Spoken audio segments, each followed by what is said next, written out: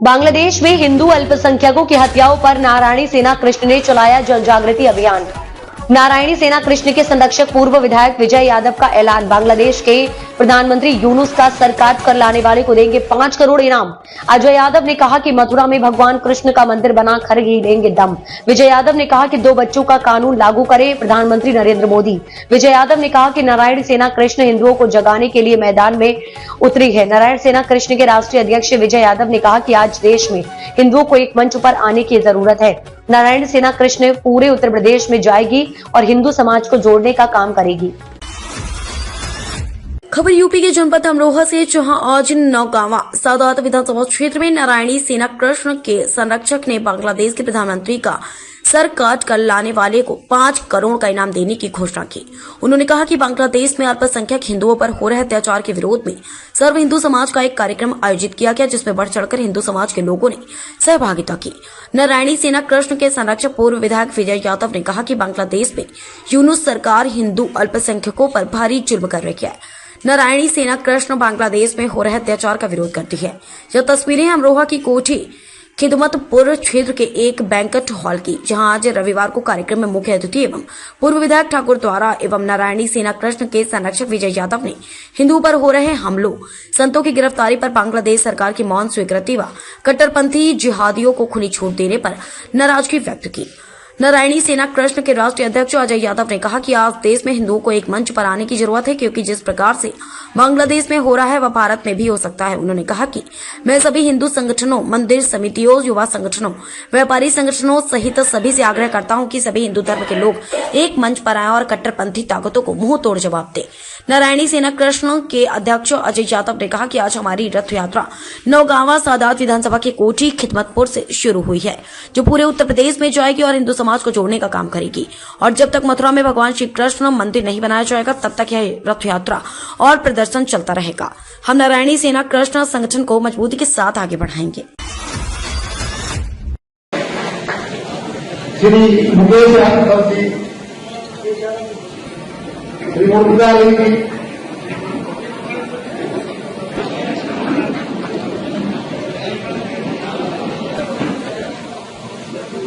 जो हमारे व्यवस्था में लगे हुए हैं, विजयपाल जी पलंगी से आए, मास्टर देवेंद्र कुमार जी आए, दीपक यादव जी आए, हमारे ब्लॉक अध्यक्ष 30 वर्ष बनाकर सम्मानित करते हुए, श्री अजय वर्ष बनाकर और माला बनाकर स्वागत करते हुए वापिस माला खाते हैं नसीब माला बनाकर स्वागत करते हुए रामकिशोर सिंह यादव साहू,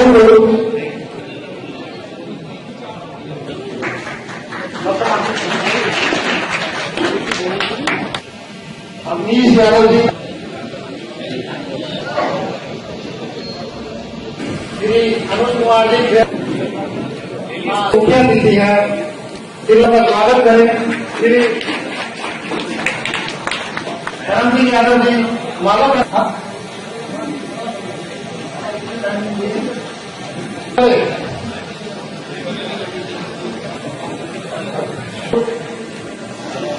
सदस्य है और उनका निवेदन भी है कि वो मंच में स्थान ग्रहण करें। उधर भी स्वागत करेंगे।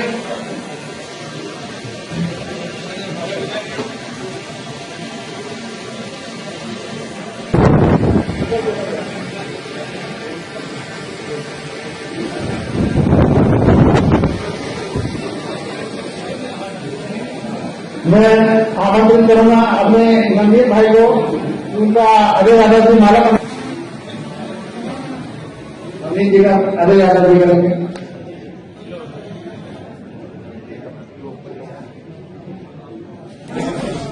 अरे मुरादाबाद भैया, एक मिनट सब शांत रखें।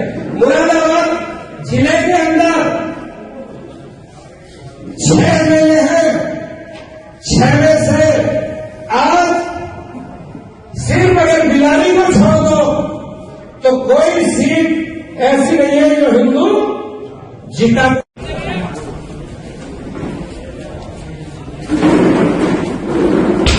जी बताइए, आज विधायक जी आप यहाँ पर पहुंचे हैं कोठी, क्या मामला है?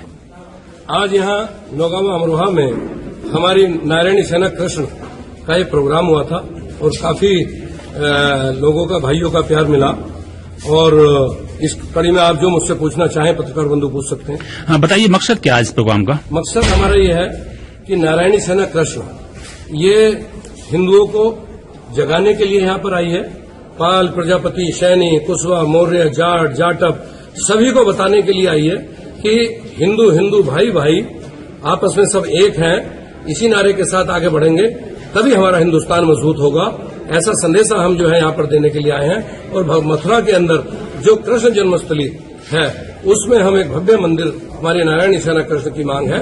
और वहां पर जो है कोर्ट में जो मामला चल रहा है वो अतिशीघ्र उसका निस्तारण हो। और वहां जिस तरह से अयोध्या के अंदर भगवान श्री राम का मंदिर बना है, इसी तरह से जो है मथुरा में मंदिर बनना चाहिए श्री कृष्ण भगवान का। किसका कब्जा है वहां पर? वहां शाही ईदगाह का कब्जा है। शाही ईदगाह मस्जिद का कब्जा है। और हम चाहते हैं कि जब तक वहां पर मंदिर, वहां हमें न्याय नहीं मिलेगा तब तक हमारी नारायणी सेना कृष्ण आज अमरोहा में सभा कर रही है। हमारी 29 तारीख को मुरादाबाद में है सभा, रामलीला मैदान में, फिर संभल में है, फिर रामपुर में है।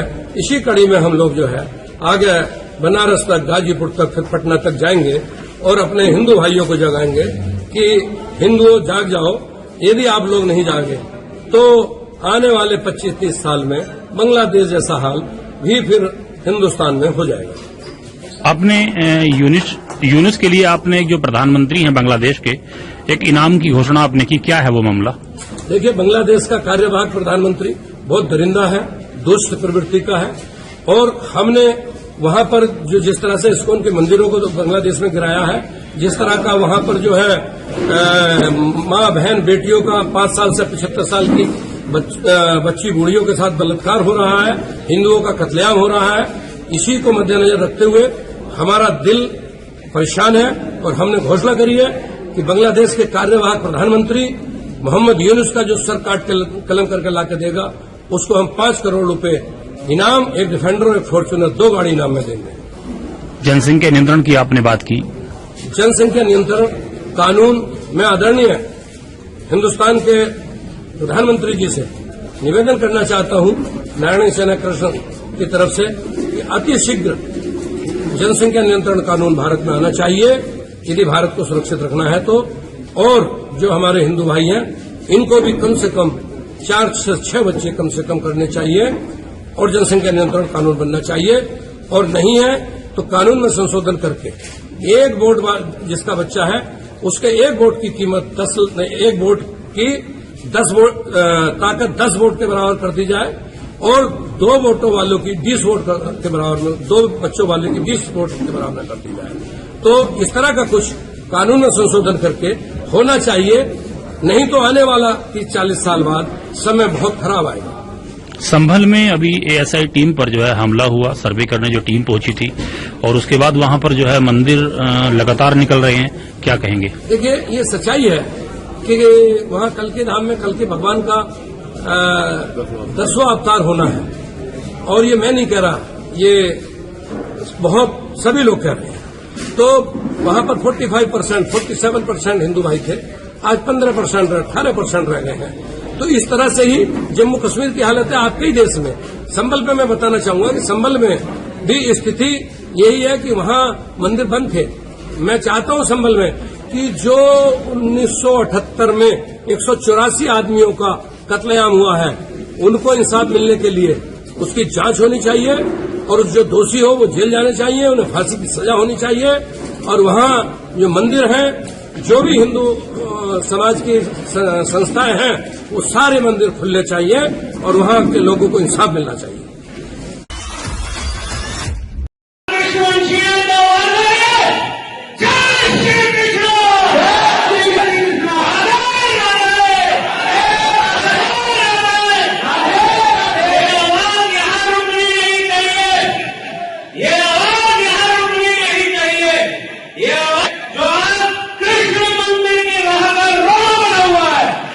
ये आवाज हर उस केंद्र को अपनी गई है, ये आवाज हर उस जो कृष्ण भगवान की राह में आ रहा है, जो कृष्ण भगवान की राह को रोकने का काम कर रहा है, ये आवाज हर उस काम तक पहुंचनी चाहिए।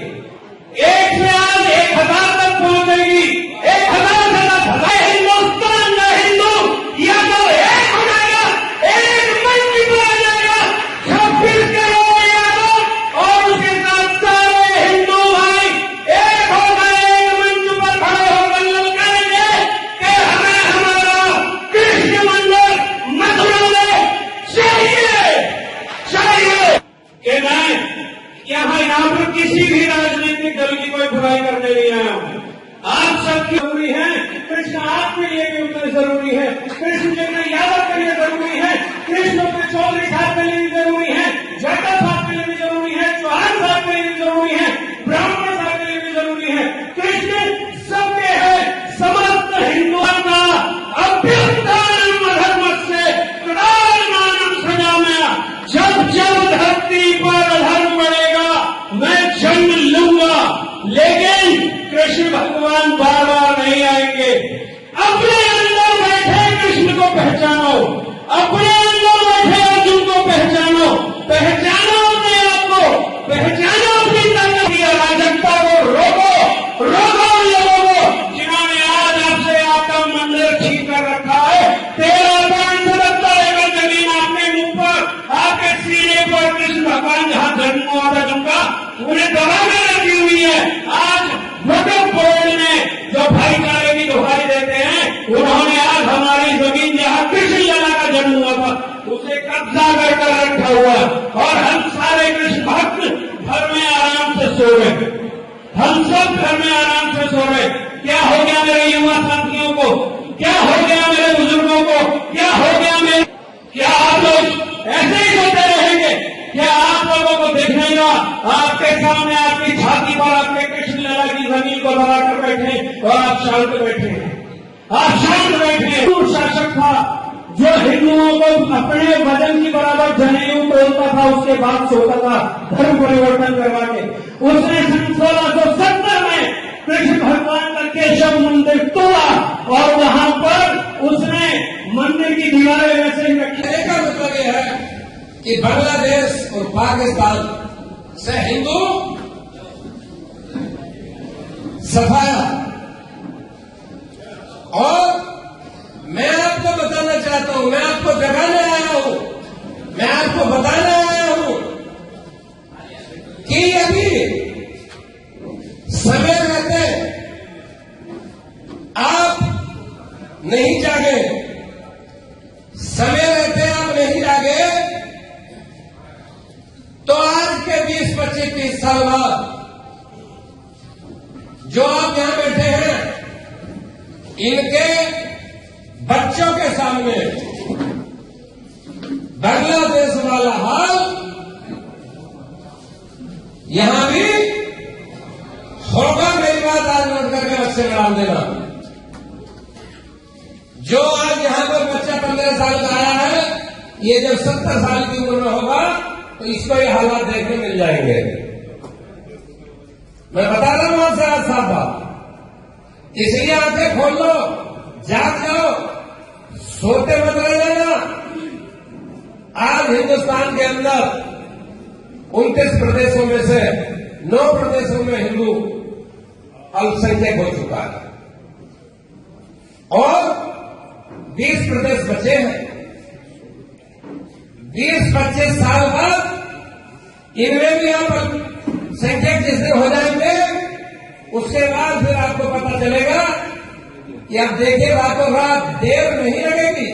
5 अगस्त को शेख हसीना का तख्ता पलट हुआ है और बंगाल में 4 महीने में सारा रायता, बांग्लादेश में 4 महीने में सारा रायता हो गया। ऐसे ही समझ गए मेरी बात? तो आप लोग अपनी आंखें खोलो और जो बांग्लादेश में हुआ है वो हिंदुस्तान में हमें या हमारे बच्चों को या बच्चों के बच्चों को ऐसा देखना ना पड़े। आज दुनिया के अंदर कम से कम 7 देश के करीब जो है मुस्लिम देश हैं और मुस्लिम उन देशों में कहीं भी जाकर शरण ले सकते हैं, लेकिन हिंदुओं का पूरी दुनिया में कोई दान लेवा पानी देवा नहीं है, एक भी देश नहीं है। ले देकर जो है वो भारत है, हिंदुस्तान है। और हिंदुस्तान में जिस तरह से आज मैं बता रहा हूं कि यदि अब जो हालात चल रहे हैं बांग्लादेश और पाकिस्तान, जिस पाकिस्तान ने बांग्लादेश को नरसंहार करा था, जिस पाकिस्तान ने बांग्लादेश में नरसंहार करा था, आज वो एक भाषा बोल रहे हैं। और कुछ दिन में बांग्लादेश और पाकिस्तान और बाकी इंडिया का मिलकर के जब सिस्टम बनेगा तो दुनिया का सबसे बड़ा एक देश हो जाएगा और आप अल्पसंख्यक होंगे और आपको कोई बचाने वाला नहीं होगा। समझ रहे भाइयों मेरी बात? तो मैं आपसे बताना चाहता हूं कि आंख खोल लीजिए। सबसे पहले समय रहते जहां पर हमारे मुस्लिम भाई बहुत आए थे, संभल में देख लीजिए और देख लीजिए, वहां आपको कोई पूछता है क्या? वहां आपका एमपीएमएलए बनता है क्या कभी? जहां आप कम हैं वहां भी आपका सहयोग ले रहे हैं। 20-30 साल बाद सहयोग लेने की जरूरत ही नहीं पड़ेगी। उसके बाद अपनी डबली अपना राज। और आज जिस तरह से इस्लाम सिर्फ इस्लाम कर दिया है, कहा बांग्लादेश में वैसा यहां ना हो, इसके लिए हमें आप बोलनी पड़ेगी। तो मेरे दोस्तों, मैं आपको बताने आया हूं कि नौजवान साथियों और बुजुर्गों कि बांग्लादेश हिंदुस्तान ना बने, इस बांग्लादेश की तरह से हिंदुस्तान में समय ना आए, ऐसा हमने सोचना है। तो सबको एक होना पड़ेगा, चाहे जाट है और चाहे जाटक। पाल, प्रजापति, शैनी, पुष्पा, मौर्य, यादव, सबको एक होना पड़ेगा। जय श्री राम, जय श्री कृष्ण पर ही चलेंगे, तभी अपने बच्चों को बचा पाएंगे। अदरवाइज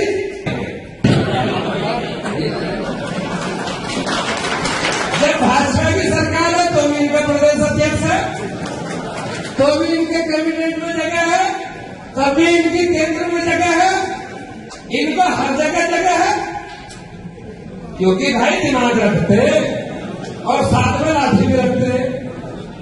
दिमाग से काम आ गया तो दिमाग से कर लिया, डंडे की जरूरत पड़ी तो उससे भी मार लिया। मेरी बात नहीं, हम हिंदू हैं, थोड़ी मजाक भी जरूरी है। मैं बहुत बड़ी बात नहीं कहने जा रहा हूं। जहां लाठी काम आएगी वहां बुद्धि काम नहीं आएगी, और जहां बुद्धि काम आएगी वहां लाठी काम नहीं आएगी। और दोनों का तालमेल बढ़िया बना रहेगा। ताकत लड़ना सिखाती है, ताकत लड़ना सिखाती है और बुद्धि जीतना सिखाती है। तो जीतने की आदत डालो, लाठी से लड़ने की आदत मत डालो। याद लो, आज हम एक ही डबली में सवार हैं, इसलिए हमें कोई नहीं पूछ रहा है। अरे भाई, सर्दी आ गई तो आप गर्म कपड़े पहनते हो नहीं? पहनते हो। और गर्मी में क्या कोट पहनते हो? क्या पहनते हो? मैं अगर कहीं आगे नहीं बढ़ूंगा, क्योंकि ये राजनीतिक मंच नहीं है, ये भगवान श्री कृष्ण का मंच है। कहने